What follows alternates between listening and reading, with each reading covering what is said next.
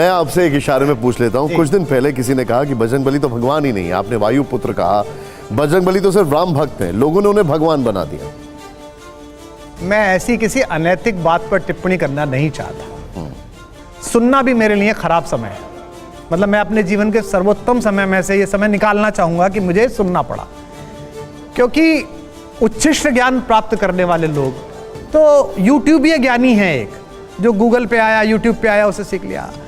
अगर थोड़ी बहुत भी किसी ने मानस पढ़ी हो, थोड़ी बहुत भी वाल्मीकि रामायण पढ़ी हो, तो शठ को इतना पता होना चाहिए कि राम के काम करने वाले, राम के सभी मांगलिक और सभी चुनौतीपूर्ण कामों में सबसे आगे खड़े रहने वाले मारुति नंदन इतने ज्ञानी हैं, इतने बड़े भाषाविद हैं कि स्वयं त्रैलोक्य का स्वामी मर्यादा पुरुषोत्तम राम भी पहली मुलाकात से उनका प्रभाव भाषा का देख के उनकी प्रशंसा करते हैं।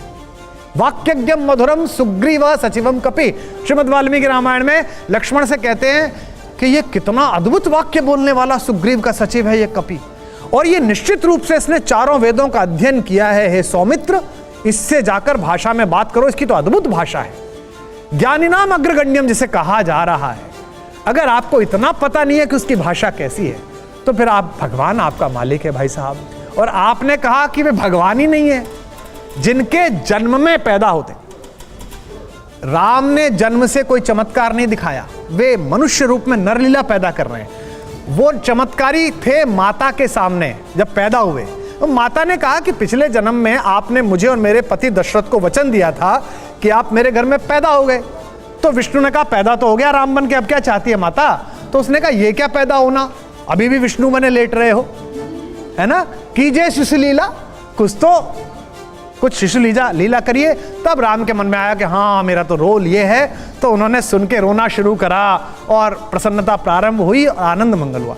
लेकिन हनुमान भगवान है, देवत्व से विभूषित है, ये वो अपने बचपन में सूचित कर चुके हैं। जिस बच्चे ने बाल समय रविभक्ष लिया और जिसको 11वां रुद्र कहा जा रहा है, शंकर जिसके गुरु हैं, इंद्र ने जिसे जल में न डूबने का वरदान दिया है, अग्नि ने जिसे कभी न जलने का वरदान दिया है, जो भाषा का इतना कौशलपूर्ण व्यक्ति है कि सुरसा जैसी एक इतनी बड़ी चीज को भी, इतने बड़े ऑब्स्टेकल को, इतनी बड़ी आपदा को भी अवसर में बदल देता अपनी भाषा की। लंकिनी से संवाद उनका देखिए कितना मधुर है। अगर किसी ने इतना भी नहीं पढ़ा है और फिर वो कोई टिप्पणी करे और आप मुझसे टिप्पणी मांगे, तो कृपा पूर्वक इसको कार्यक्रम में तो रहने दें इस टिप्पणी को, लेकिन आप सब भी प्रार्थना करें कि मेरे जीवन के अमंगल क्षणों में से एक क्षण निकल जाए कि मैंने हनुमान जी के बारे में ऐसी बात सुनी। ठीक, 7वीं तस्वीर जो है बताइएगा जरा डॉक्टर साहब। ऐतिहासिक भूल। डॉक्टर साहब हिंदी के प्रोफेसर, श्रृंगार रस के कवि, आंदोलनकारी, राजनेता, अब राम कथावाचक भी। आखिर कौन है कुमार विश्वास? कुमार विश्वास अपनी खुद की पहचान कैसे देखते हैं? देखिए, किसी व्यक्ति की अगर पहचान तय हो गई कि मैं कौन हूं और मुझे क्या करना है, तो इसका मतलब वो अब उपलब्ध हो गया, उसकी यात्रा विराम हो गई। क्या बात। तो एक अच्छे मनुष्य का जीवन, दिनकर जी की पंक्ति हैं, बड़ी वह रूह जो रोए बिना तन से निकलती है, बड़ा वह आदमी जो जिंदगी भर काम करता है। तो मेरे पिताजी 86 वर्ष की आयु में रोज 1 पेज 2 पेज का लेख लिखते हैं। तो जब उन्हें विराम नहीं है अभी, तो मेरा विराम लेना अपराध की श्रेणी में आ जाएगा। मैं आपसे ये जानना चाहूंगा, लोग पूछते हैं कि कुमार विश्वास जी ने सब कुछ तो कर लिया है, अब अगला पड़ाव क्या है? नहीं, ये गलत बात है, सब कुछ कर लिया। आपका पहली बात तो पड़ाव सुनिश्चित करके चलने वाले यात्रियों की जो यात्रा होती है वो निश्चित होती है। मुझे यहाँ से वहाँ तक जाना है, यानी कि इससे आगे उनके जाने की संभावना समाप्त हो गई है। हद तजैसो मानवा बेहद तजैसो साध, हद बेहद दोनों तजे तिनका मता आगाज, जो कबीर कहते हैं। तो अपनी तो यात्रा तय ही नहीं है। अंदर से हिलोराई कि भाई ये इंजीनियरिंग का सवाल नहीं सॉल्व करना, कविता लिखनी है, कविता लग गए। फिर आया नहीं हिंदी पढ़ा, नहीं हिंदी में लग गए। फिर अचानक 2010-11 में एक माहौल बना जिसके शिकार सामने भी और यहाँ भी तो लगा कि नहीं देश बदलेगा, देश बदलेगा, चलो उठाओ नौकरी में इस्तीफा दे दो। 17 साल की नौकरी थी, 2 वर्ष बाद पेंशनेबल होने जा रही थी। आदमी जीवन भर सपना देखता है कि यार मैं प्रोफेसर रिटायर हो जाऊं, 1 सेकंड के 100वें हिस्से में छोड़ दी, कूद गए, पता नहीं था आगे पलेंगे कैसे, क्या होगा। फिर वो प्रयोग राजनीति में बदला, उसमें भी कूद गए। फिर वो राजनीति में थोड़ी सी ऐसी चीज़ें पैदा हुई जो मेरे मन के मानस के अनुकूल नहीं थी, या मैं उनके मन मानस के अनुकूल नहीं था, तो दोनों ने हमने एक दूसरे से नमस्ते कर दी। फिर राम पर अचानक, भगवान पर पिछले 5-6 साल पहले कभी बोला था, उसकी फ्रीक्वेंसी बढ़ गई, लोगों ने बुलाना शुरू कर दिया तो गाना शुरू कर दिया। अब किसी ने श्याम पर बोला है तो श्याम पे चले जाएंगे। बाकी धर्मों पे इसलिए नहीं बोलता हूँ कि आजकल बड़ा संवेदनशील माहौल है। अपने धर्म में तो यह कुछ बोल दो और उसके बाद कोई बोले तो बोल दो कि भाई तेरा ही थोड़ी है, मेरा भी तो धर्म है, राम मेरे भी तो है, दूसरे में तो ऐसा नहीं बोल सकते। तो इस यात्रा का पड़ाव तो कुछ है नहीं, जैसे भगवान ले जा रहा है, जाही विधि राखे राम ताही विधि रही है। वैसे तो कुमार विश्वास मंच पर हो तो किसी भी विषय पर बात हो सकती है, लेकिन मैं शुरुआत करूंगा जो आपने जिक्र छेड़ दिया है, राम से। आपके राम कथा मंचों का नाम है अपने अपने राम। ऐसा क्यों? राम तो एक ही है, राम की सीख, शख्सियत, प्रेरणा हर किसी के लिए एक जैसी होनी चाहिए। नहीं, वो तो ठीक है, लेकिन क्या है कि मेरी माँ जो हैं वो राम को अलग तरीके से देखती हैं, मेरे पिता राम को अलग तरीके से देखते हैं। भरत के यश का वर्णन करते समय भरद्वाज ऋषि भरत से कहते हैं, नव विधु विमल तात यश तोरा। सब ऐसे आपने विद्वान संपादक गण बुलाए जिन्हें पढ़ के देख के मेरी चिंतना का बचपन संवरा है। तो और उसके नीचे कहते हैं कि रघुबर किंकर कुमुद चकोरा। तो मैं अभी पीछे एक दिन मानस पलट रहा था तो मुझे बड़ा इस पे बड़ा आश्चर्य सा हुआ कि गोस्वामी जी ने 2 अलग अलग चीजें क्यों प्रयोग की, कि चकोर भी कहा और कुमुद भी कहा और एक ही राम के लिए कहा। भरद्वाज कह रहे हैं कि भाई हे भरत, तुम्हारा जो यश है ये नवीन चंद्रमा के समान है, और तुमसे प्रेम कौन करते हैं? राम से प्रेम करने वाले लोगों के लिए तुम जैसे कुमुद और चकोर प्रेम करते चंद्रमा से ऐसे हो, तो एक ही बोल सकते थे। तब मैंने ध्यान से उसकी व्याख्या सोची तो मेरे मन में ये समाधान आया कि गोस्वामी जी शायद ये कहना चाहते हैं कि राम 2 हैं, एक राम राजा का बेटा जैसा कबीर कहते हैं, और एक राम जो घट में बैठा, जो अंदर बैठा हुआ है। तो जो कुमुद है वो जल में रहते हुए, कीचड़ में रहते हुए उससे बिल्कुल अलग रहता है, उसके पत्ते पर कीचड़ की एक बूंद नहीं होती। और चकोर जो है वो इसी पृथ्वी पे बैठा हुआ केवल प्रतीक्षा करता रहता है। तो एक सगुण भक्ति धारा वाले लोग हैं चकोर की तरह, जो मूर्ति की तरफ देखते रहते हैं। हाँ, राघवेंद्र सरकार क्या सुंदर आपका विग्रह है, जैसे देखो तो आंसू निकल आए। और एक होता है जिसके अंदर बैठा हुआ राम है, उसे बाहर देखने की जरूरत ही नहीं है, अंदर देखा, दिल में रहती है मेरे तस्वीरें यार, जब जरा गर्दन झुकाई देख ली। राम देखना है, हल्का सा मोड़े, देख लिया। तो 2 व्याख्या हो गई कुमुद चकोर की। तो इसीलिए मैंने इसी दृष्टि से रखा कि सबके अपने अपने हैं। शमशी मीनाई के अपने हैं, इकबाल के अपने हैं, कुमार विश्वास के अपने हैं, बाबा तुलसी के अपने हैं, कंबन के अपने हैं, वाल्मीकि के अपने हैं। गांधी के अपने राम थे, गांधी की हत्या करने वाले जो थे उनके अपने राम थे, बीजेपी के अपने राम हैं, कांग्रेस के अपने राम हैं, आम आदमी पार्टी के अपने राम हैं। राम का राजनीतिकरण हो चुका है। जय श्री राम चुनावी उद्घोष बन चुका है। ममता दीदी कहती हैं कि जय श्री राम नहीं, जय सिया राम बोलो। जनता कंफ्यूज हो चुकी है। कुमार विश्वास जी इस कंफ्यूजन को कैसे दूर करेंगे? पहली बात तो क्या, अगर राम सामाजिक जीवन में है, मैं जिस जगह रहता हूं, जो पश्चिमी उत्तर प्रदेश का हमारा हिस्सा है, मेरठ कमिश्नरी है, वो भाषाई तौर पर थोड़ी खुरदुरी जगह है। हम मेरठ के लोग जो हैं, हम लोग वो मन के बहुत अच्छे हैं, लेकिन हमने इतना संघर्ष झेला है। 1000 साल से जो झगड़ा हुआ हमारे दरवाजे ही हुआ। लोग समर वेकेशन मनाने आ गए, घोड़े पे बैठ के, खच्चर पे बैठ के। हमारा आदमी सोते में भी डंडा उठाता है। हमारा कहा जाता ना कि लखनऊ में एक चौधरी साहब गए तो किसी लखनऊ के बहुत तहसीबदार आदमी ने कहा कि हुजूर चौधरी साहब, मैं आपकी शान में गुस्ताखी करना चाहता हूँ। तो चौधरी साहब बोले करके देख। उनको लग रहा है कि कुछ गलत करना चाहते हैं, जबकि ऐसा नहीं है। तो हम लोगों की प्रतिक्रिया थोड़ी रफ हो गई, हम इस तरह की प्रतिक्रिया में आ गए। तो अगर हमारे जीवन में मेरठ कमिश्नरी जैसे जगह पर भी बच्चा जब पैदा होता है तो सबसे पहली बात उसके कान में उसकी बुआ राम बोलती है, और मनुष्य जब जा रहा होता है तब पूरा समूह उसके पीछे राम बोल रहा होता है। यानी कि पैदा होने से लेके मुक्ति के अंतिम मार्ग तक राम का नाम चलता है। तो अगर राम सामाजिक जीवन में है, आर्थिक जीवन में आप आइए, आप गरीब से गरीब किसान जिसकी 8 बीघे की जमीन है मेरे गांव में, जिसका थोड़ा सा नाज पैदा होता है और उसको वो देता है आड़तीये को, तो उस आड़तीये की जो पहली तराजू होती है उसको 1 में नहीं गिनता, ये मिलीलीटर में, एमएल में सामान बेचने वाले मल्टीनेशनल करोड़पति अरबपतियों के मुंह पे तमाचा है कि तुम इतने बड़े रईस हो, 400 500% मार्जिन खा रहे हो, और मेरा किसान देखो वो कितना ईमानदार है, उसको पता है कि कभी पलड़े में थोड़ा ऊपर नीचे हो सकता है, तो मैं एक भी दाने की बेईमानी का भागी ना बनूं। उठाता है पहला पड़ला और कहता है रामा ही रामा। आप देख लेना कभी भी जाकर गांव में तुलता हुआ देख लेना, रामा ही रामा। दूसरे पे कहता है एका ही एका, तीसरे पे कहता है, दूसरे पे कहता है दोया ही दोया, यानी कि उसका पहला वाला तो टूट फूट में चला गया, कोई कमी हो। तो ये जो उसके आर्थिक जीवन में राम है, तो भैया जी जब सामाजिक जीवन में है, धार्मिक जीवन में है, सांस्कृतिक जीवन में है, आर्थिक जीवन में है, तो राजनीतिक जीवन में भी होगा। इसमें क्या दिक्कत है?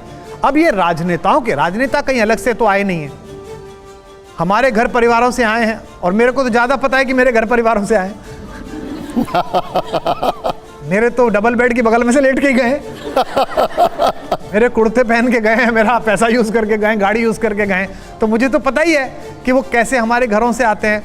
तो अगर वो भी राम को अपने जीवन में उतार रहे हैं तो इसके लिए शुभकामना, और वो धर्म का उपयोग कर रहे हैं, ये मैं इसलिए नहीं रोक सकता कि विश्व में धर्म की सामाजिक अवधारणा जब से लागू हुई है किसी भी धर्म की, तब तब राज सत्ताओं ने उसका सहारा अपनी अक्षमताओं को छुपाने के लिए किया है, और दूसरी राज सत्ताओं ने, दूसरी ताकतों ने राज सत्ता को अपदस्थ करने के लिए धर्म का ये गलत उपयोग कर रहे हैं, ये कह के उन्हें अपदस्थ करने का सहारा लिया है। विश्व इतिहास में यूनान से लेके चाइना से लेके हर जगह ये होता रहा है। तो अगर अब यहां भी हो रहा है, भारत में भी हो रहा है, तो मुझे लगता है धीमे धीमे लोगों में समग्र दृष्टि आएगी, और वो धर्म और आध्यात्मिक चेतना में अंतर करना जिस दिन शुरू कर देंगे, उस दिन राजनीति उनका धार्मिक दुरुपयोग करना भूल जाएगी। कुमार विश्वास जी, एक बात बताइए, बीजेपी और कांग्रेस के राम कैसे होंगे ये तो नहीं पूछूंगा, लेकिन आम आदमी पार्टी के राम कैसे हैं ये तो आपको पता ही होगा। नहीं, देखिए, पहली बात तो मेरा कोई संपर्क नहीं है किसी राजनीतिक विचारधारा से। मेरे लिए जैसे भाजपा है, कांग्रेस है, ऐसे ही वो पार्टी है। ये बात अलग है कि वो मेरे हाथों से उसका निर्माण हुआ, बहुत सारी चीज़ें मैंने बनाई कराई, 13-15 में चुनाव सारा संयोजन किया, लेकिन मुझे पता नहीं। और मैं ये मान के चलता हूँ कि इस समय जो वहाँ वैचारिकी है वो किसी भी राजनीतिक दल से अधिक खराब तो हो सकती है, अच्छी नहीं हो सकती है। क्योंकि क्या होता है कि एक मशहूर केस भारत में एक साधु के खिलाफ हुआ, उस पर एक फिल्म भी बनी है, आपने देखी होगी अभी।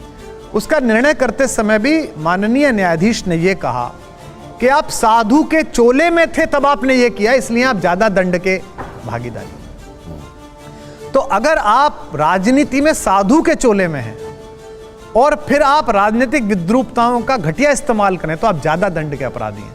तो मुझे पता है कि जैसा राम का उपयोग दूसरी पार्टियां पक्ष में प्रतिपक्ष में कर रही हैं, उससे भी कोई भदेस किस्म का उपयोग वो कर रहे हैं या करेंगे। अन्यथा कोई ऐसा नहीं कहता है कि जिस जगह विश्वविद्यालय बनवा दो, और मेरी तो नानी ऐसे कहती थी और वहीं के लिए फिर आपको मैं तो लोगों को भेज रहा हूं।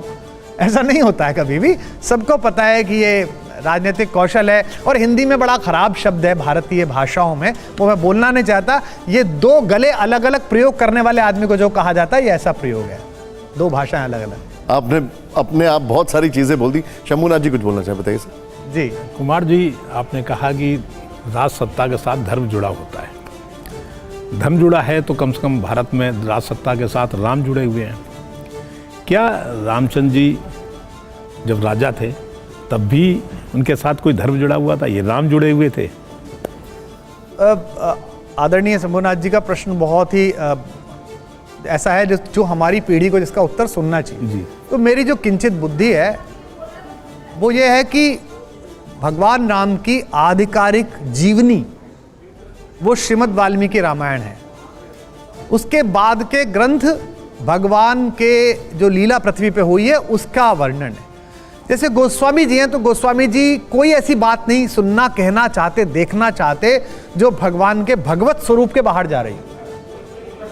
ऐसे सैकड़ों प्रसंग जिन्होंने दोनों ग्रंथों का सम्यक पारायण किया है, मैंने तो कम किया है, ऐसे लोग बता सकते हैं। जयंत के चोंच मारने के समय श्रीमद् वाल्मीकि रामायण में जयंत माता सीता के आंचल में चोंच मार के जाता है, और श्रीमद् रामचरितमानस में वो पैर में चोंच मार के जाता है।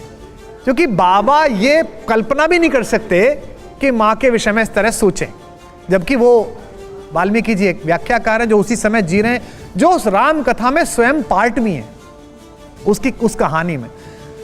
उनका वर्णन करते समय जब नारद से आदि कवि ने पूछा कि कल मैं जब नहा के आया तो 2 क्रौंच पक्षियों के जोड़े में एक की बधिक ने हत्या कर दी और मेरे मुंह से ये श्लोक निकला, जो शोक था वो श्लोक में परिवर्तित हो गया। शोकम, जो वो शोक में परिवर्तित, तो मैं ये क्या करूं, ये क्या चीज है? अनुष्टुप छंद था। तो नारद जी ने कहा ये तो कविता है, ये विश्व की पहली कविता जो आपके मुंह से निकली है और ये दुनिया में बड़ा काम करेगी। तो क्या करूं? तो किसी बड़े व्यक्ति का वर्णन करें जिससे लोग प्रेरणा पाएं। तो महर्षि पूछते किसका वर्णन करूं? तो नारद जी कहते कि इक्ष्वाकु वंश में राम पैदा हो गए, इक्ष्वाकु वंश प्रभवो रामो नामः जनः श्रुत, और उनके बारे में कहते रामो विग्रहवान धर्मः, धर्म जैसे एक विग्रह के रूप में आ गया हो, मूर्ति के रूप में आ गया हो। तो जो आपका प्रश्न है आदरणीय, राम तो स्वयं ही धर्म है, लेकिन राजा आगे कैसा आचरण करेगा इसे बताने के लिए राम, राम के पिता, राम के भाई, ये सब धार्मिक मर्यादा में आचरण करते हैं और धर्म गुरुओं से वो राय लेते हैं। एक बार राजा मन माही है गिलानि मोरे सुत नाही, गुरुग्रह गए तुरत भूपाला। ये नहीं हुआ कि उन्होंने पीए से कहा दशरथ ने, हेलो अरे जरा गुरुजी को बुला के लाना गाड़ी पे, नो, वो खुद गया गुरु के घर। ये अल्पकाल विद्या सब पाई, गुरुग्रह गए पढ़न रघुराई, रघुवंश मौली मणि भी गुरु के घर पढ़ने गए। तो धर्म की एक मर्यादा भगवान राम ने एक सामान्य राजा के रूप में शासन करते हुए, और उससे भी महत्वपूर्ण, किसी भी प्रकार से कमतर नहीं, उनके अनुज भरत ने सिद्ध की है नंदीग्राम में। तो हमारे जो मुख्यमंत्री उत्तर प्रदेश के हैं, उनकी वेशभूषा पे राजस्थान के कवि ने, मेरे सामने एक हास्य कवि ने उनकी मजाक उड़ा दी कि इनको कोई मुख्यमंत्री नहीं मिला, एक बाबा पकड़ लाए, ऐसा करके बोल दिया। तो मेरी तो कोई उनसे मैत्री भी नहीं है, मेरे मुख्यमंत्री इतना ही परिचय है। तो मैंने संचालन में ये कहा कि भाई आप उनकी नीति रीति पर टिप्पणी करिए, हमने भी हाथरस कांड पे बहुत विरोध किया, वीडियो जारी किया, सब हम करते हैं, लेकिन वेशभूषा पे टिप्पणी मत करिए, क्योंकि जिस राम राज्य की अवधारणा कांग्रेस भी गाती है, भाजपा भी गाती है और विश्व के अन्य देश भी गाते हैं, वो राम राज्य नंदीग्राम में भरत महाराज ने उसी कपड़े को पहनकर चलाया था जिस कपड़े में मेरा मुख्यमंत्री लखनऊ में बैठा हुआ है। राम जी की बात तो छोड़िए, हनुमान जी को भी नहीं छोड़ा गया है। बीजेपी के अपने बजरंग बली हैं, कांग्रेस के अपने बजरंग बली हैं, बजरंग दल के अपने बजरंग बली हैं, और बागेश्वर धाम वाले बाबा के अपने बजरंग बली हैं। चुनाव के मैदान से पर्ची वाले चमत्कार तक हर जगह बजरंग बली हैं। मुझसे किसी ने पूछा था कि राम कथा में हनुमान का क्या महत्व है, तो मैंने इसका एक बड़ा विनम्र उत्तर दिया कि भगवान राम और भारतेश्वरी माता सीता ये 2 ध्रुवों के प्रतीक हैं। सीता कृषि संपदा है, किसान को मिली है, राजा को नहीं मिली। जब जनक हल चला रहे थे तो राजा नहीं थे उस समय, वो ज्ञानी नहीं थे, वो किसान थे, कृषक थे। और राम पैदा हुए ऋषियों के हव्य से, वो ऋषि संपदा है। ये ऋषि संपदा और कृषि संपदा का मेल है। एक सूर्यवंशी है और एक पृथ्वी की पुत्री है। लेकिन अगली बात हनुमान के लिए प्रासंगिक है, कोई भी सूर्य और कोई भी पृथ्वी ना कुछ संतति पैदा कर सकती है, ना प्रकृति पैदा कर सकती है अगर बीच में वायु ना हो। क्या बात है। तो ये कथा, ये प्रसंग वायु पुत्र के बिना निरर्थक है। दूसरा, लाइटर मोड पे कह रहा हूं मैं, इस पर टिप्पणी नहीं करूंगा। जो आपने सवाल पूछा है, आप पत्रकार हैं, आपका काम है कि मुझे आप फंसाएं, और मैं कबड्डी का पहलवान हूं, मेरा काम है कि मैं आपको छू के वापस लौटाऊं ताकि अंक मेरे नाम लिखे जाए। तो आपने मुझे फंसाया, मैं फंसूंगा नहीं इसमें। एक बात कहूंगा राजनेताओं से, कृपया आप राम को कुछ भी कह लें, प्रयोग कर लें, राम धीरोदात्त नायक हैं, क्षमा कर देते हैं, हनुमान जी को न छुएं। क्योंकि हनुमान जी को आपने जब जब छुआ तब आपको उन्होंने वहां पहुंचाया जहां से अब राम भी नहीं निकाल सकते, सिर्फ हनुमान जी निकाल सकते हैं आपको। क्या आपका इशारा कर्नाटक चुनाव की तरफ है? मैंने इशारे करने और इशारे देने छोड़ दिए हैं फिलहाल। मैं आपसे एक इशारे में पूछ लेता हूं। कुछ दिन पहले किसी ने कहा कि बजरंग बली तो भगवान ही नहीं, आपने वायु पुत्र कहा, बजरंग बली तो सिर्फ राम भक्त हैं, लोगों ने उन्हें भगवान बना दिया। मैं ऐसी किसी अनैतिक बात पर टिप्पणी करना नहीं चाहता। ये वाक्य और ये शब्द मेरे लिए इस चैनल में सुनना भी मेरे लिए खराब समय है। मतलब मैं अपने जीवन के सर्वोत्तम समय में से ये समय निकालना चाहूंगा कि मुझे सुनना पड़ा, क्योंकि उच्छिष्ट ज्ञान प्राप्त करने वाले लोग जो यूट्यूबीय ज्ञानी हैं।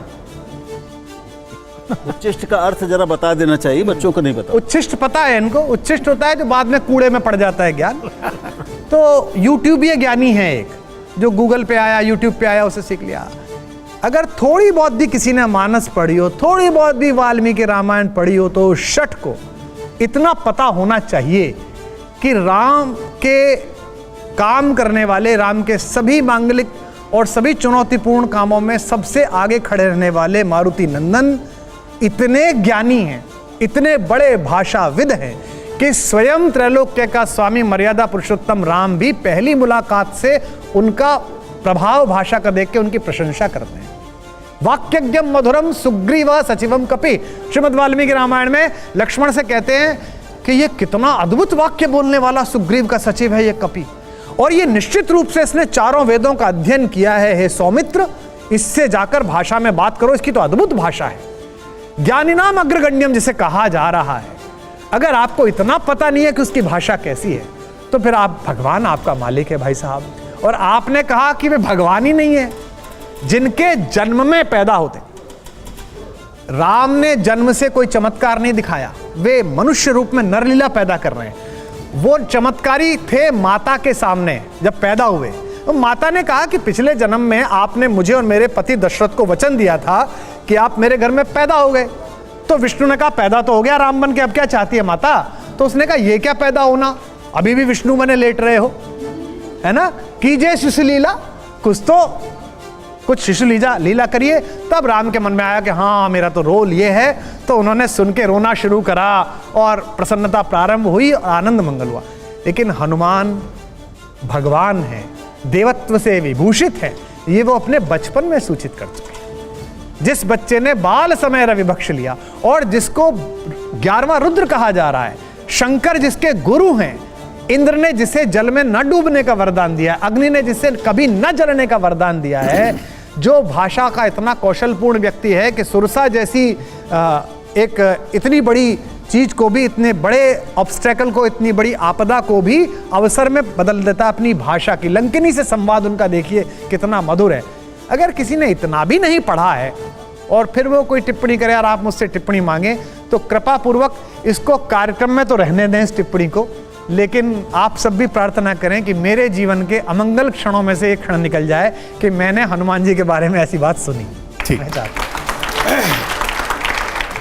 राम आस्था के विषय हैं। मैं मानता हूँ कि तर्क के विषय नहीं है। कोई तर्क से समझा दे या कोई जरूरी नहीं है कि जिसने मानस पढ़ा हो वही राम को मानना। निश्चित बात। इस तरह माना जाता है कि अब पॉलिटिशियंस जनता को धार्मिक रूप से दिग्भ्रमित करते हैं। मेरा ऐसा मानना है कि ऐसा नहीं है। तो मेरा ये कहना है कि आजकल जो ये सीन चला हुआ है कि धर्म को भुनाया जा रहा है, क्या आपको लगता है कि वाकई चूंकि कोई पॉलिटिकल पार्टी या कोई भी धर्म की बात करता है तो जो परिणाम आते हैं वो सिर्फ इसके नाते होते हैं? आप आधी शताब्दी से राजनीति देख रहे हैं। मैं तो अभी उम्र के उस पड़ाव पर पहुंचा ही हूँ। राम का विषय काल की परिधि से बाहर है।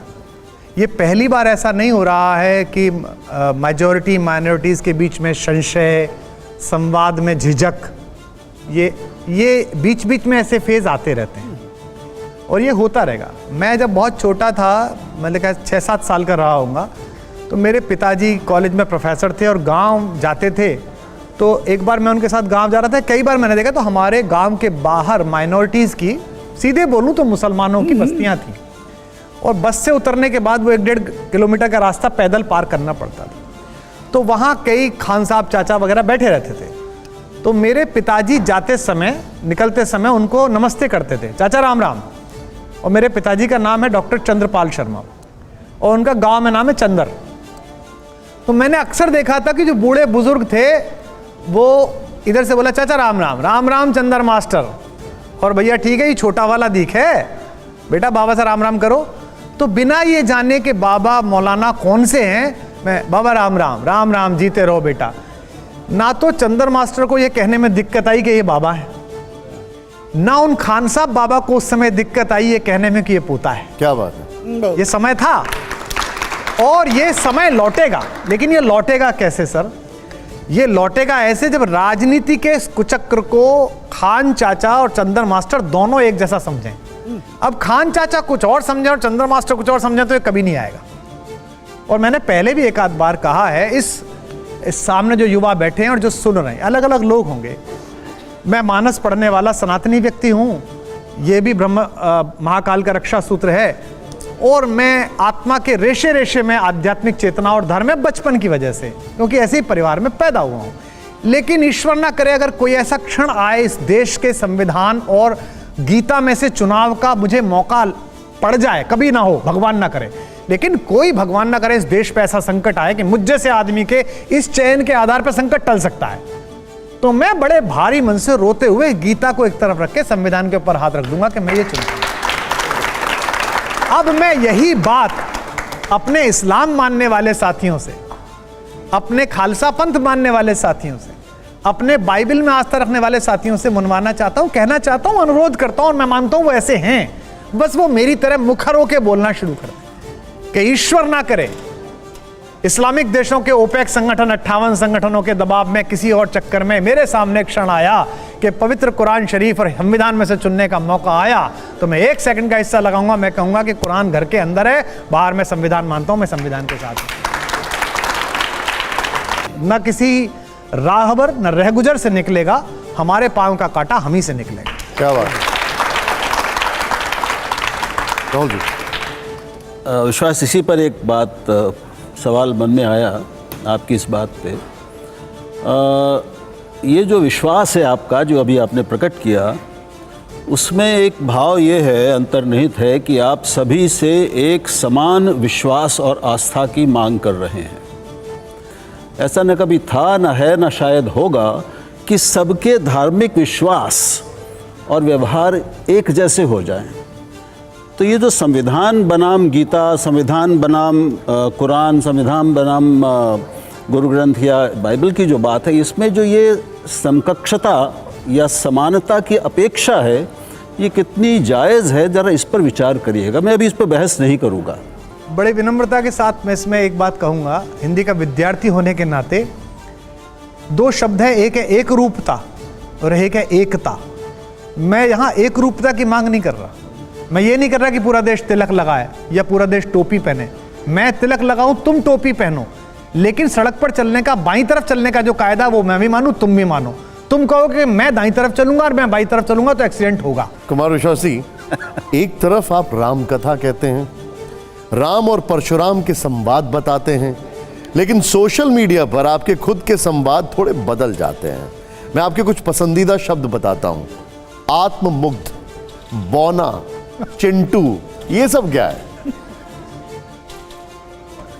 आपने कभी डाई हुए कपड़े की धुलाई देखी है? तो पहली धुलाई में कपड़ा रंग छोड़ता है, फिर दूसरी धुलाई में छोड़ता है, फिर तीसरी धुलाई में छोड़ता है। तो मैं जहां जहां से होकर गुजरा हूं, उसके शेड्स मेरे अंदर कुछ हैं।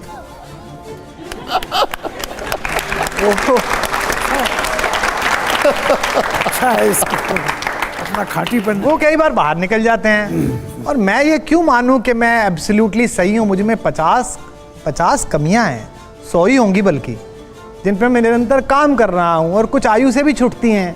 आप गंभीर होते हैं, आप बड़े होते हैं, आप माफ़ करना सीखते हैं, आप भूलना सीखते हैं, आप आगे चलते हैं, तो इसलिए हो जाती है। और जहाँ तक आपने शब्द कहे, अभी भी ऐसा प्रतीत होता है, लगता है कि नील की कोठरी से आप निकले नहीं हैं, तो अभी बहुत धुलाई में नील निकलने वाला है आगे भी, ऐसा लगता है कभी कभी।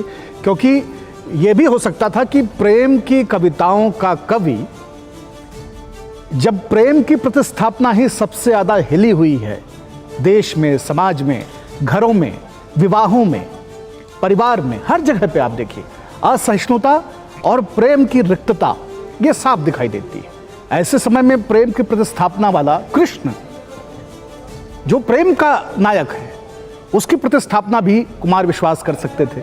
या जिनको मैं गॉड ऑफ डेमोक्रेसी कहता हूं कि लोकतंत्र का सबसे बड़ा जो देव है उन्नायक है वो साक्षात शिव हैं, और शिव की कथा कोई नहीं कहता है, क्योंकि वो इतना लोकतांत्रिक है कि धर्म और जाति की और समाज व्यवस्था की दुकान चलाने वालों के लिए शिव जो है बाधा है। वो इसीलिए विष्णु सम्मत रहना चाहते हैं, वो इसीलिए सनातन सम्मत रहना चाहते हैं। तो अभी भी लग रहा है कि आप एक तरह के राम के सामने अपने वाले राम को ला करके कहीं ना कहीं एक राजनीतिक वेणी में अभी आप खेल रहे हैं, उस नौका से आप उतरे नहीं हैं। तो ये नील अभी और निकलना है या क्या है? ये फाइव इंडिया का कपड़ा कब तक धुलेगा? नहीं, पहली बात तो ये है कि आपने कहा राजनीतिक, मेरा कोई राजनीतिक उद्देश्य इसलिए नहीं है कि मैं अगर कौशाम्बी में जाता हूँ अपने राम बोलने, तो भारत के गृह मंत्री उस कार्यक्रम का उद्घाटन करने जाते हैं और मुख्यमंत्री उपस्थित होते हैं। मैं रायगढ़ जाता हूँ तो 3 घंटे भूपेश बघेल बैठे हैं, सुन रहे हैं। जहाँ तक आपने कहा शिव तत्व की बात, ऐसा नहीं है कि मैं उन पर नहीं बोलना चाहता, अवसर उसका नहीं मिला है, जैसे कृष्ण का नहीं मिला है। अब मथुरा में कुछ लोगों ने कहा है कि हम अपने अपने श्याम कराएंगे, कलकत्ता में कुछ लोगों ने कहा है। जहाँ से आपने प्रश्न प्रारंभ किया कि नील के अंश रह गए और एक विशेष जगह पर जाकर आघात होता है। मैंने पहले भी पूछा था, मैं आपसे पूछता हूं, आपके पुत्र हैं? नहीं, हम ही किसी के पुत्र हैं। आप ही किसी के पुत्र हैं। आपके पुत्र कॉलोनी में 12वीं में पढ़ने वाले अग्रवाल साहब के, श्रीवास्तव साहब के लड़के के साथ कोने में खड़े होकर पेड़ के नीचे और चरस का सुट्टा मारते हुए मिले, तो पहला जूता किस में मारेंगे आप? अपने लड़के में। तो हमने भी वही किया।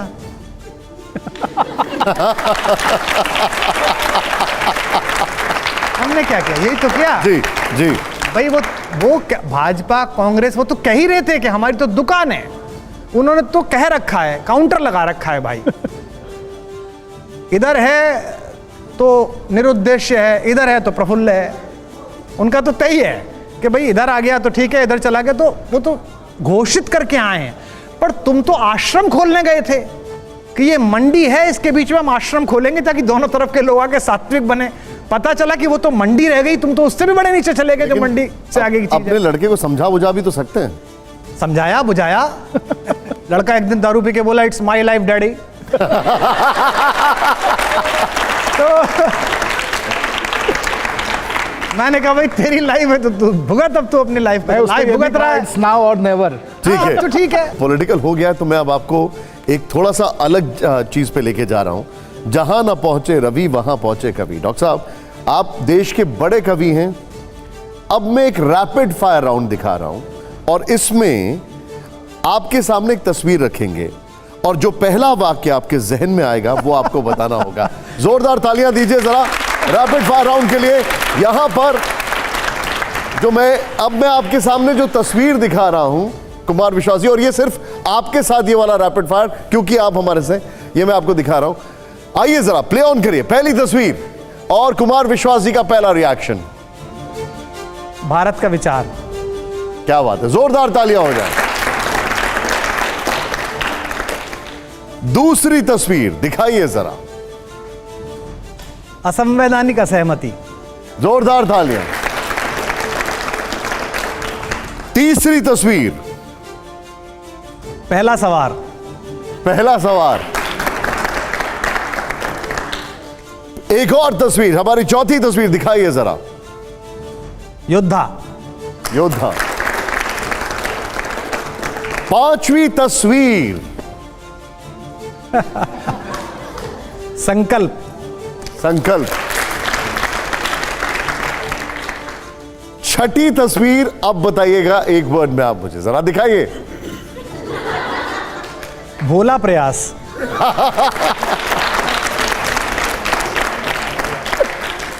सातवीं तस्वीर जो है बताइएगा जरा डॉक्टर साहब। ऐतिहासिक भूल।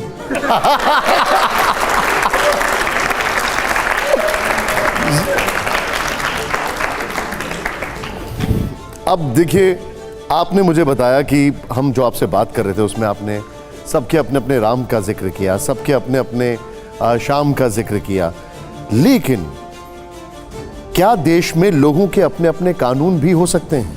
क्योंकि देश में बहस बहुत दिनों से चल रही है कि सबका कानून एक हो, सबके अपने अपने कानून हो, इसको लेकर एक बहस चल रही है। देखिए, पहली बात तो क्या है कि जो आप जो सवाल पूछना चाह रहे हैं वो पेनल्टी कॉर्नर से पूछ रहे हैं। आप सीधे सीधे कहिए कि अभी जो मैं सीधे पूछ लेता हूं यूसीसी पर। हाँ, यूसीसी पर। तो पहली बात तो क्या है, यूसीसी का अभी कोई ड्राफ्ट नहीं है, कोई बात नहीं हुई है, पता नहीं है। ना तो आपने उत्तराखंड में तो आ गया ड्राफ्ट, नहीं, ना तो हमने पढ़ा है ना आपने पढ़ा है, कहीं जनता में कोई इसका ड्राफ्ट है नहीं। हाँ, एक ड्राफ्ट नहीं है। होता क्या है, जैसे लोकपाल था तो लोकपाल इतनी मोटी चीज थी, वो एक आईआईटी के प्रीलिम्स के पेपर जैसा था, वो आम आदमी नहीं समझ सकता था। तो हमने कहा कि भाई ये आना चाहिए, इससे भ्रष्टाचार रुकेगा। कांग्रेस समझ नहीं पाई, कांग्रेस ने कहा बस ये ही नहीं आना चाहिए। तो जनता को कंफर्म हो गया कि इससे रोक ही रहा होगा जो ये रोक रहे हैं। तो जनता ने कहा अब तो यही आना चाहिए। गली गली में आग लग गई, लोकपाल लोकपाल लोकपाल। तो जो इस कानून का अंध समर्थन कर रहे हैं और अंध विरोध कर रहे हैं, वो दोनों गलत कर रहे हैं। एक कानून की प्रक्रिया है इस देश में कि निर्वाचित प्रतिनिधि विधानसभाओं में, लोकसभाओं में, भद्र पुरुष लोग, वो बैठ के वहाँ विचार विमर्श करते हैं। जैसा वो करते हैं दुनिया देखती है। अब जैसे भी हैं वो, हम ही ने चुने, वो बैठ के इस पे विचार विमर्श करें, बात करें, संवाद करें, और फिर इसका हिंदुओं को क्या नुकसान है, हिंदुओं को क्या फ़ायदा है, इस्लाम में मुसलमानों को क्या नुकसान है, उनको क्या फ़ायदा है, और इन सबसे ऊपर उठ के देश को क्या फ़ायदा है, और क्या एक नया कानून जो आ रहा है उससे हमारी राष्ट्रीय प्रगति में कोई फ़ायदा होगा, ये होना चाहिए। हाँ, मौलिक तौर पर प्रधानमंत्री ने अभी इस विचार का बीजारोपण नागरिक आचार संहिता और नागरिक वैचारिकी में किया है। एक रैली में उन्होंने बात कही है। मूल रूप से मुझे ये विचार अच्छा लगता है कि किसी भी देश में एक कानून एक जैसा होना चाहिए। जैसे आप कहते हैं कि एक देश एक विधान होना चाहिए, मैं इसके बारे में नहीं कह रहा, पर मैं कह रहा हूं कि कानून एक जैसे, ड्राइविंग लाइसेंस एक जैसा मिलना चाहिए, राशन कार्ड एक जैसा बनना चाहिए, बैंक का खाता एक तरह से बनना चाहिए। अब मैं केरल जाऊं और मुझसे कहें नहीं बैंक के खाते में तो आपके 1 बीघे जमीन की रजिस्ट्री लगेगी, तो केरल में खाता ही नहीं खोलूंगा मैं। जैसे अलग अलग सबके पर्सनल लॉस हैं, उस पर आपकी टिप्पणी? इसी की मैं कह रहा हूं कि इसकी चर्चा होनी चाहिए। ये चर्चा हो, विचार हो, देश सहमत हो। किसान आंदोलन में क्या हुआ, यही तो हुआ। इस देश में शिक्षा नीति भी बदली गई, कोई बहुत हंगामा नहीं मचा। 2, 4, 5 जो जन्मजात असहमत लोग हैं, जो अपने जन्म में भी असहमत हैं कि हम गलत समय में पैदा कर दिए गए हैं, ऐसे कुछ लोग हैं, उन्होंने 2-4 लेख लिखे। कुछ लोग हैं जो असहमत ही हैं, जो मतलब माता पिता से भी असहमत हैं कि ऐसा क्यों, मतलब हम क्यों, हमारा क्या मतलब था। बाकी लागू हो गई, लोगों ने अपनी बात कही। किसान आंदोलन में भी यही था कि वैचारिकी का निर्माण नहीं हुआ, उस पर चर्चा नहीं हुई। शायद इसीलिए एक पक्ष जो था बहुत एग्रेशन में आया, और अल्टीमेटली उस एग्रेशन की तीव्रता को देखते हुए सरकार को निर्णय लेना पड़ा कि अभी से रोकते हैं। तो मेरा कहना यह है, प्रधानमंत्री जी ने अभी पहला विचार दिया है। हाँ, एक विचार के रूप में ये एक विचारणीय और स्वागत योग्य बात है कि देश में अधिकांशतम कानून एक जैसे होने चाहिए। कास्ट, क्रीड, रिलीजन से ऊपर उठ के हमें कुछ कानून मानने चाहिए। लेकिन ये कानून कैसे पास होगा, इसमें वही राहुल जी का एक प्रश्न कि समतामूलक समाज बनाने में अलग अलग लोगों की आस्थाएं कहाँ कहाँ प्रभावित होंगी और किस पर सहमति का स्तर बन सकता है। राकेश है कुमार विश्वास जी, मैं आपको बहुत वर्षों से देख रहा हूँ और मंच के आप एक तरह से बादशाह हैं, इसमें कोई दो राय नहीं है। जब आप बोलते हैं तो आपके मुंह से सरस कविता बहती है। और मैंने जो आपको देखा सुना, खास तौर पर अन्ना आंदोलन में, कौन चलेगा आज देश से भ्रष्टाचार मिटाने को, बर्बरता से लोहा लेने, सत्ता से टकराने को, आज देख ले कौन रचाता मौत के संग सगाई है, और तिलक लगाने तुम्हें जवानों क्रांति द्वार पर आई है। तो हम आपको रामलीला मैदान में क्रांति के मंच पर देख रहे थे, आप अचानक जो है केजरीवाल को छोड़कर अलग हो गए। अब वो अलग हो गए कोई बात नहीं, आप अन्ना को छोड़कर क्यों अलग हो गए?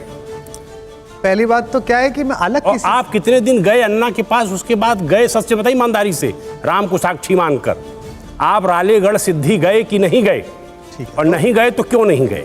दो प्रश्न है। पहली बात तो मैं अलग हो गया। 1947 में आज़ादी आने के बाद, आप सब मुझसे अधिक पढ़े लिखे लोग हैं, प्रधानमंत्री के बाद उप प्रधानमंत्री की रेस में जिस व्यक्ति का सबसे बड़ा नाम था, अचानक संयोग से आपने उनके लिए जो पंक्ति प्रयोग की थी, दिनकर जी ने वो प्रयोग कर दी। वो उकता के पटना जाके बैठ गए कि मुझे नहीं फंसना इस चक्कर में। उन्होंने जो माहौल देखा सरकार बनते समय, तो जयप्रकाश जी पटना जाके बैठ गए। इस देश ने 30 साल बाद ही जब लोकतंत्र की वर्तिका कपकपाई एक महिला के अहंकार के आगे, तो हथेलियां कौन सी चुननी है इस ज्योति को बचाने के लिए, वो इस देश के राजनेताओं की नहीं चुनी, समय द्वारा खारिज कर दिए गए, राजनीति द्वारा तिरस्कृत कर दिए गए उस तपस्वी की सुनी जो पटना में बैठा हुआ था, जिसका नाम जयप्रकाश नारायण था। तो मैं, पहली बात तो मैं खारिज आदमी नहीं हूं। They also serve only stand and wait. मैं रथ का टूटा पहिया हूं, इसे फेंको मत। इतिहासों की सामूहिक गति झूठी पड़ जाने पर न जाने किस अभिमन्यु को इसका उपयोग करना पड़े। तो आज तक भी जो संगठन मैंने बनाया था उससे ना मैंने इस्तीफा दिया, ना किसी धूर्त की औकात हुई कि वो मेरे बारे में एक ट्वीट करके मुझे निकाल दे। नैतिक बल का लोप देखिए। संक्षेप में बात जाए, आप जो है प्रतीक्षा कर रहे हैं? नहीं, हाँ, परशुराम की प्रतीक्षा। मैं सिर्फ इस समय में इस देश में एक ऐसी आवाज के रूप में सदा जीवित रहना चाहता हूं कि जब सब बायस्ड हो जाएं, सबके राजनीतिक हित हों, उस समय अगर देश में इनमें से कोई नौजवान देखे कि ये आदमी बोलेगा सच, तो मैं सच बोलता दिखाई दूं। तो क्या मैं सच कहता दिखाई। गांधी को एक्सेप्ट नहीं किया इस देश ने? किया, उनके विरोधी खड़े हो गए। जेपी के बाद भी जेपी के लोगों ने, अटल बिहारी वाजपेयी ने कविता लिख दी कि क्षमा करो, गांधी ने क्षमा करो वचन भंग के हम अपराधी, राजघाट की प्रतिज्ञा जो है रह गई आधी। क्या जवाब सुन लेते। क्या जयप्रकाश जी ने या गांधी जी ने सच इसलिए बोला था कि लोग एक्सेप्ट करेंगे कि नहीं करेंगे? सच सच होता है, इसलिए थोड़ी होता है कि ताली बजाएंगे। ना बजाएं ताली। अन्ना के जीवन में आपने क्या देखा और अन्ना से फिर मिले कि नहीं? दूसरा सवाल, अन्ना के जीवन में क्या देखा?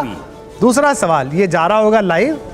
हमारे आंदोलन के निकले हुए या तटस्थ हुए या बाहर बैठे लोगों में अगर कोई एक व्यक्ति आंदोलन के बाद और आंदोलन की राजनीतिक परिणति के बाद अन्ना हजारे से मिला है, तो वो मैं आपके सामने बैठा हूं। बहुत बढ़िया, बहुत धन्यवाद।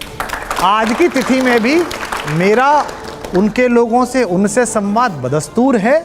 और जो भी कोई व्यक्ति ये कहता है कि अब वो क्या कर रहे हैं, मेरा कहना है कि एक व्यक्ति ने अपना काम किया, कोशिश की, प्रयास किया जगाने की, उसका प्रतिफल नगरपालिका की एक चेयरमैनी बनी, तो इसमें उसका दोष नहीं है। उनकी पूरी इच्छा पूरी थी, उनकी ताकत पूरी थी। उनके प्रति आदर के साथ मैं क्या कर सकता हूं या आप क्या कर सकते हैं, जनता क्या कर सकती है, इस पर निर्भर करता है। लेकिन कुमार विश्वास जी, एक मिनट, राकेश जी एक सेकंड। कुमार विश्वास जी, एक सवाल खड़ा ये होता है जो कई बार आम आदमी पार्टी के कार्यकर्ता अक्सर ये आरोप लगाते हैं कि अगर आपको राज्यसभा सदस्यता मिल जाती तो शायद आप पार्टी नहीं छोड़ते। नहीं, दो अलग अलग बातें हैं। कुछ लोग कहते हैं ये इसलिए बोल रहे हैं कि राज्यसभा नहीं मिली। मैं दुलटा कहता हूं, मैं बोल रहा था इसलिए राज्यसभा नहीं मिली। मुझसे टीवी चैनल पर मुंह मत खुलवाइए। इस देश के पहले 5 बड़े चैनलों में वो पत्रकार आज भी नौकरी करते हैं जिन्होंने सेना से सबूत मांगने वाले वीडियो को पहले बैठ के वहां देखा था। टेलीप्रॉम्प्टर पे पढ़े जाने वाली उस ड्राफ्टिंग में फेरबदल की थी उन पत्रकारों ने। हाँ अरविंद जी, ये ठीक रहेगा, हाँ ये आप सही कह रहे हैं।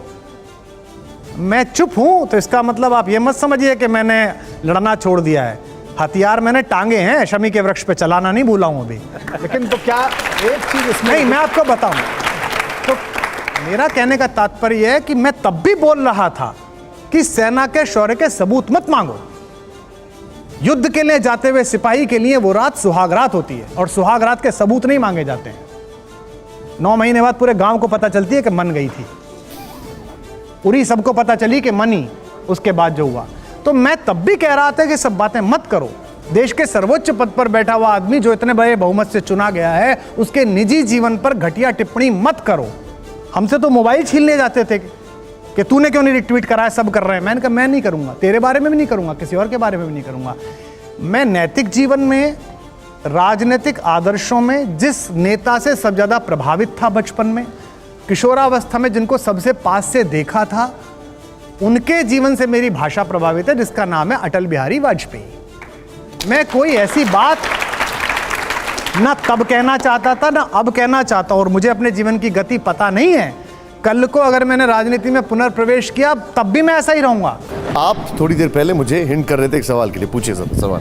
भैया, हम आपसे एक प्रश्न पूछना चाहते हैं कि आप सभी पार्टियों के खिलाफ तो बोलते रहते हैं, तो कभी ऐसा कभी हुआ है कि आपके मंच को लेके किसी पार्टी ने विरोध जताया है? इसका सबसे बड़ा, ये कभी नहीं, ये सदा ही होता है। ये सदा है कि बहुत सारे राजनेता, बहुत सारे मुख्यमंत्री, बहुत सारे लोग जिनके यहाँ से मैं बहिष्कृत हूँ, मैं जा ही नहीं सकता हूँ। मतलब बात हो जाती है कि अरे वो आ रहा, नहीं वो नहीं आना चाहिए। राजस्थान में भी हुआ है, उत्तर प्रदेश में भी हुआ है, मध्य प्रदेश में भी हुआ है, सब जगह होता है, इसमें कोई दिक्कत नहीं है। मैं हिंदी में पिछले 35 साल से सार्वजनिक जीवन में हूँ। उससे पहले मैं घर में हिंदी देख रहा था। मेरे घर में हिंदी के सारे बड़े विद्वान, कवि, आलोचक आके रुकते रहे हैं, डॉक्टर नगेंद्र से लेके गोपाल दास नीरज तक, क्योंकि मेरे पिताजी हिंदी के अधिकारी विद्वान। इस देश में एक हिंदी साहित्य सम्मेलन होता है, विश्व हिंदी सम्मेलन, अलग अलग सरकारें कराती हैं। मैं नहीं गया, ये महत्वपूर्ण नहीं है, मैं आज तक बुलाया भी नहीं गया उनको। वो उसमें खूब सारे लोग जाते हैं, अफसर, उनकी बीवियां, मनोरंजन, महिला पुरुष सब जाते हैं, लेकिन मैं नहीं बुलाया गया। तो मैं सरकारी कार्यक्रमों में नहीं बुलाया जाता हूँ। तभी बुलाया जाता हूँ जब उनको लगता है कि ये एक ऐसा ढोल है जिसे बजा के भीड़ आ जाएगी और भीड़ में मैं अपनी बात कह दूंगा, तो वो मुझे कभी कभी बुला लेते हैं। तो किसी सार्वजनिक पुरस्कार में मेरा नाम नहीं है, कभी आज तक नहीं मिला। कभी मुझे कोई अकादमी सम्मान नहीं मिलेगा और मिलेगा भी नहीं, और उसकी अपेक्षा भी नहीं है। ये मैं आज ही घोषणा कर दूं। कुमार विश्वास जी, मैं अब जरा शुद्ध राजनीति की थोड़ी बात करूंगा। क्यों करते हो आप इतनी बात? थोड़ी जरूरी। 24 घंटे का चैनल है, उसमें कर लेना 23 घंटे में, उससे क्यों कर रहे हो? 2024 की लड़ाई अब दिलचस्प होती जा रही है। विपक्षी एकजुट होने की कोशिश में, आपकी टिप्पणी इस पर? अच्छा है, युद्ध तो अच्छा होना चाहिए, दोनों तरफ घनघोर होना चाहिए। एक तरफा क्या युद्ध हुआ, ये तो कोई बात थोड़ी होती है। अभी वेस्ट इंडीज को हरा लिया, वो कौन सा देश पहली बार खेलने आया है, कौन सा देश है? स्कॉटलैंड ने हरा लिया। एक जमाना होता था वेस्ट इंडीज क्या खेलता था। तो मैं तो दोनों को शुभकामना दे रहा हूँ, जब तक रण आगे पीछे का वो, ये अकेले खेलने वाले लोग तो मैदान को अपना घर समझ के टेंट लगा लेते हैं, फिर चाचा भतीजों को बुला लेते हैं, तू भी इधर हो जा, मैदान हमारा है। तो मैदान खुला रहना चाहिए। आखिरी जो विपक्ष में सबसे ज्यादा कानाफूसी हो रही है वो आपके पुराने सहयोगी को लेकर हो रही है। नाम बताने की वैसे मुझे जरूरत नहीं है, लेकिन अरविंद केजरीवाल, कांग्रेस समेत कई विपक्षी पार्टियों को उन पर भरोसा ही नहीं हो पा रहा है।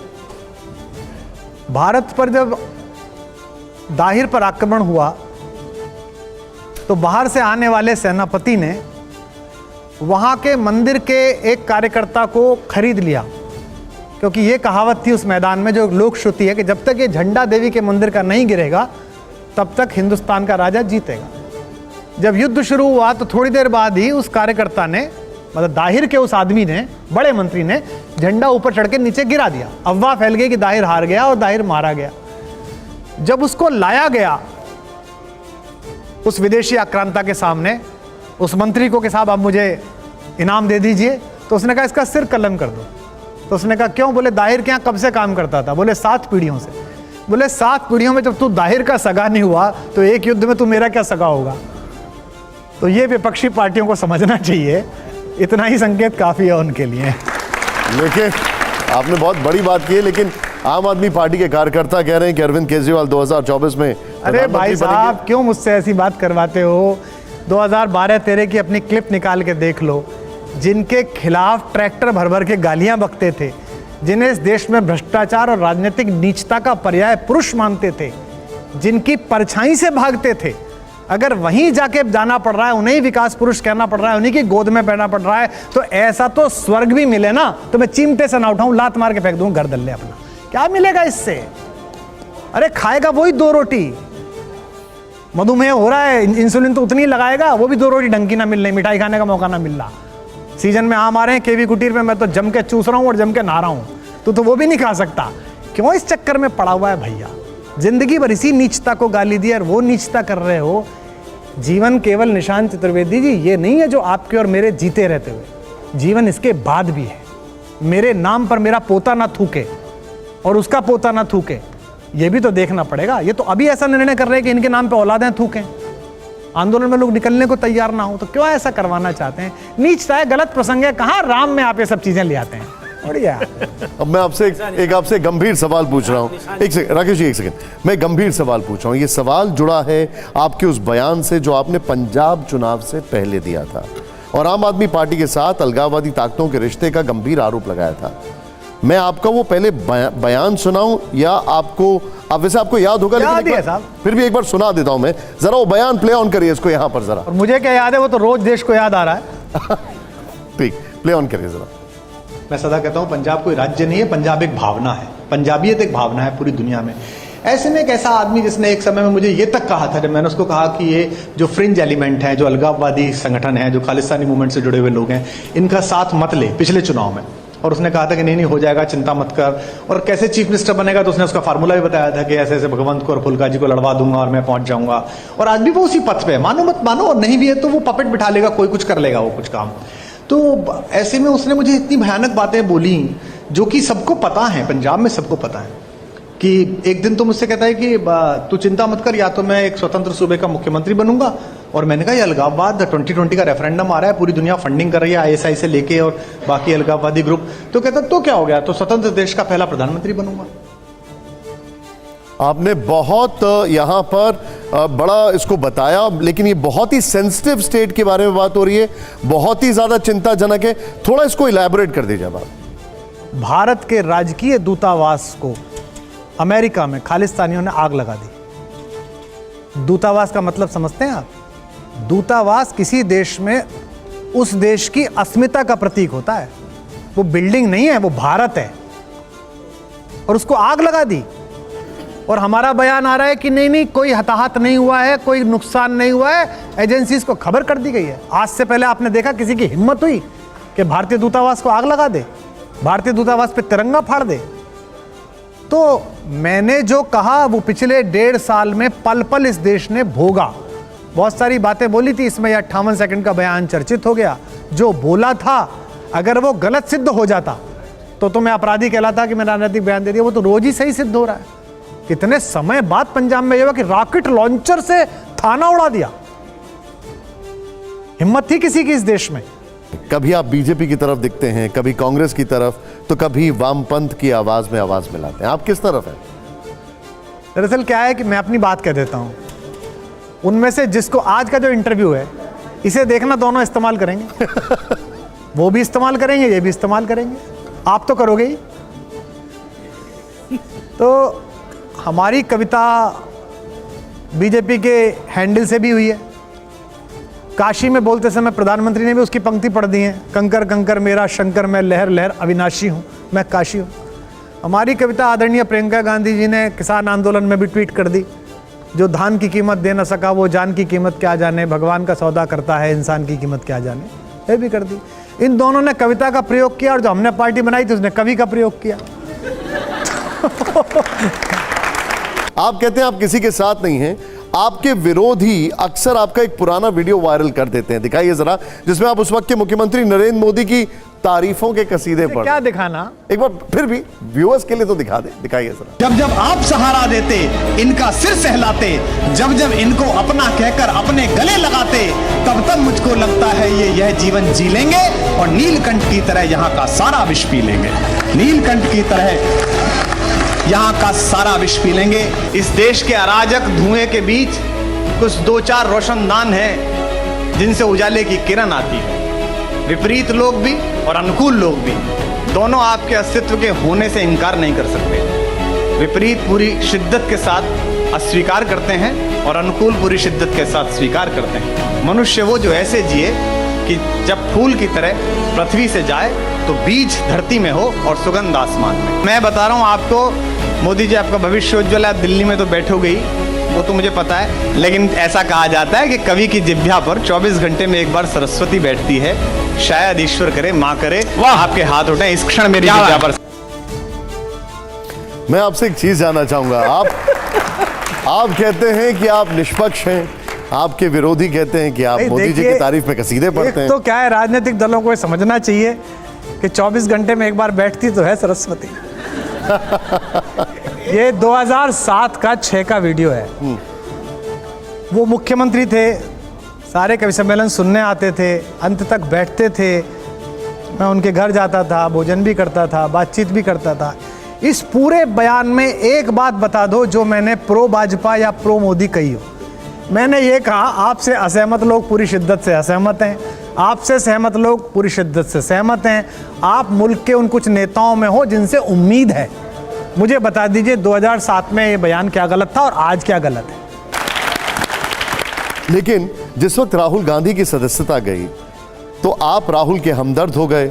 आपने क्या कहा था, एक बार मैं आपको दोहराता हूं। सदस्यता मैं समाप्त, बताता हूं। आप बताइए। मैंने ये कहा था एक कार्यक्रम में, एक कार्यक्रम था उसमें बहुत सारे कांग्रेस के नेता बैठे थे, भाजपा के नेता भी थे। कांग्रेस के लोग उदास बैठे थे जो कि पहले दिन सदस्यता गई थी। तो मैंने उनसे कहा उदास मत होइए, निष्कासित व्यक्ति खराब आदमी नहीं होता। अगर वो अपने निष्कासन को पूरी आत्मा के साथ जी ले, उस चुनौती को गांव गांव जंगल जंगल घूम ले, आखिरी आदमी तक पहुंच जाए, वंचित तक, मल्लाह तक, पिछड़े तक, निषाद तक, गुइये तक, विशेष नर वानरों तक, तो वो लौट के आता है तो उसका राज्याभिषेक होता है। इसमें मैंने क्या गलत कहा था? तो अब भाजपा ही तो इस बात पर खुश हो जाने चाहिए कि 14 साल तक तो उम्मीद ही नहीं है कोई। और कांग्रेसी इस बात पर खुश हैं कि देखो साहब, हमारे राहुल गांधी जी को कुमार विश्वास जो राम पर बोलते हैं, उन्होंने कहा कि भाई ये तो उसी रास्ते पर चलना है जिस पर राम चले। अच्छी बात है, मेरा काम ही है कि मैं मंगल की बात बोलूं और दोनों नेताओं को सच बोल के बताता रहूं। कुमार विश्वास जी, सुना है कि आप भी एक गुरुकुल बनाने जा रहे हैं, क्या होगा उसका संकल्प? नहीं, गुरुकुल नहीं है। जब हम 2014 में 13 में सरकार चला रहे थे, फिर 15 में सरकार चला रहे थे, तो उससे पहले लगातार बात करते थे कि शिक्षा की समस्या है, मूलभूत शिक्षा में ही समस्या है जिसके कारण ये सब आ रहा है। उससे पहले भी शिक्षकों के परिवार से हैं, घर में 10 लोग हैं, 10 के 10 शिक्षा में, एक के अलावा एक इंजीनियर है, या मैं अब कॉलेज से बाहर हूँ, फिर भी शिक्षा का तो काम है ही।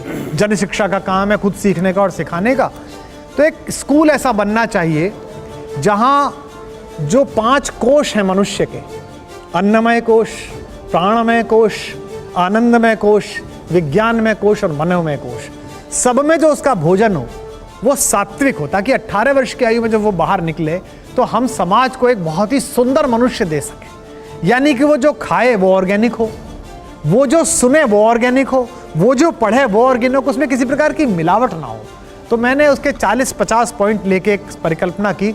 200 एकड़ में वो भारत कुलम बनना है और अपने राम जो मैं कार्यक्रम करता हूँ, ये भी शायद पहली बार मैं कहीं बता रहा हूँगा, उसमें जो भी पारिश्रमिक मिलता है, मानदेय मिलता है, उसे मैं नहीं लेता हूँ। वो मैंने एक ट्रस्ट बनाया, मैं उसमें उसे दे देता हूँ।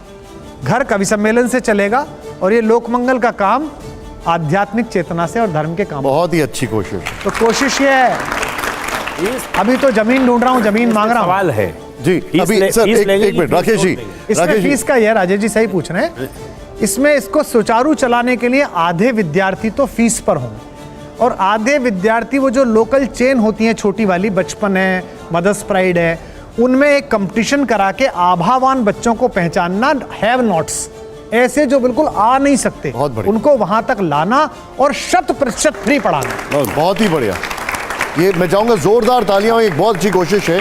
कुमार विश्वास जी, आखिरी पड़ाव इस शो का, और आखिरी पड़ाव में आपके बगल में एक प्ले कार्ड रखा हुआ है, वो देखिए आप।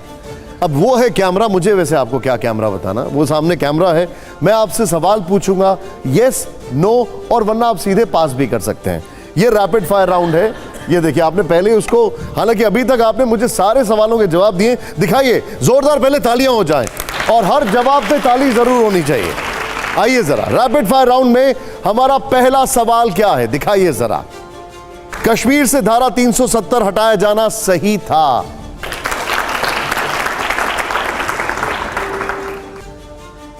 मनीष सिसोदिया ईमानदार नेता हैं। अगला सवाल, राहुल गांधी की भारत जोड़ो यात्रा हिट थी? निश्चित रूप से।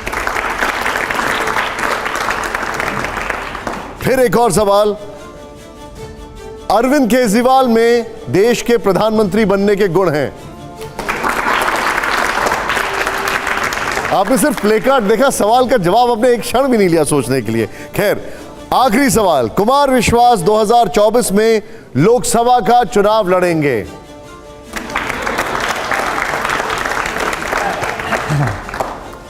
देखिए, आखिरी सवाल का जवाब रिक्वेस्ट करूंगा, आखिरी सवाल का जवाब यह है, नहीं, आखिरी सवाल का जवाब यह है कि इस देश में ना लोग बाग बड़े जजमेंटल हैं।